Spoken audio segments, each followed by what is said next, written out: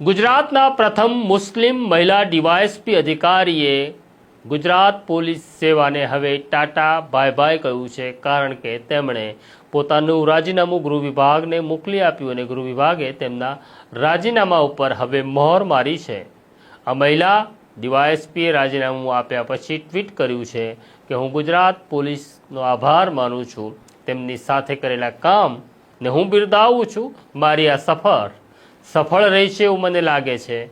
તો કોણ છે આ મુસ્લિમ મહિલા અધિકારી અને કેમ આપ્યું તેમણે રાજીનામું, તેની વિગતે વાત કરવી છે। વૈષ્ણવજન તો તેને કહીએ જે પીડ પરાઈ જાનાને રે। નમસ્કાર, નવજીવન ન્યૂઝમાં તમારું સ્વાગત છે અને હું છું તમારો પ્રશાંત દયાળ। પોલીસ દળની અંદર ડીવાયએસપી અને એસપી એ બહુ મહત્વની જગ્યા હોય છે। જ્યારે એસપી તરીકે કોઈ પોલીસ અમલદાર યુપીએસસી પાસ કરીને પોલીસ અધિકારી બને ત્યારે તેની છાતી ગજગજ ફૂલે છે।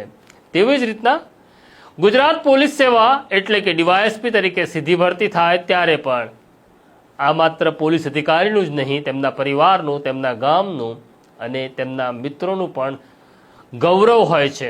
આવા જ એક મહિલા પોલીસ અધિકારીનું નામ છે રૂહી પાયલા।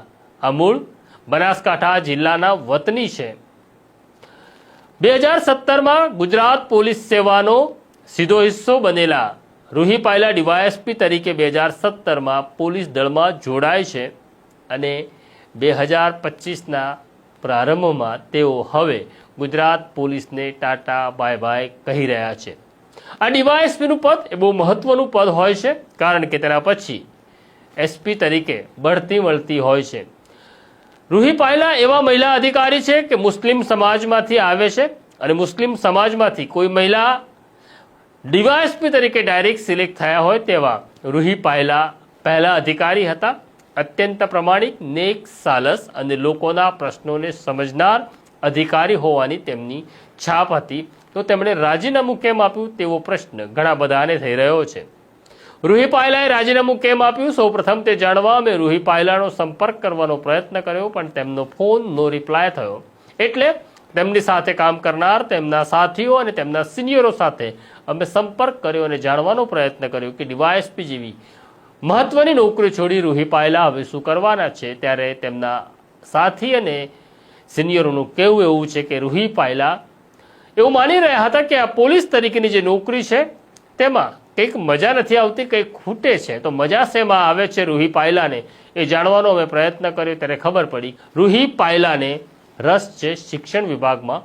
મૂળ તેઓ શિક્ષણના માણસ છે અને તેમને કેવી રીતના શિક્ષણ તાકાત બને, કેવી રીતના શિક્ષણ લોકોનું ઉત્થાન કરે તેમાં રસ છે, એટલે તેમણે ગુજરાત પોલીસ સેવાને અલવિદા કહી છે।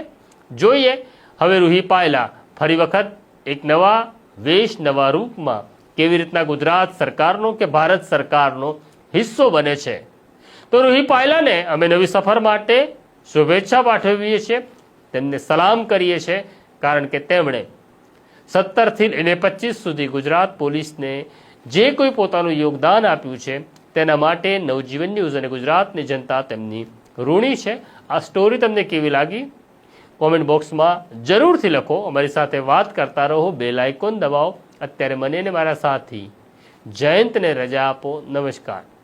વૈષ્ણવજન તો તેને કહીએ જે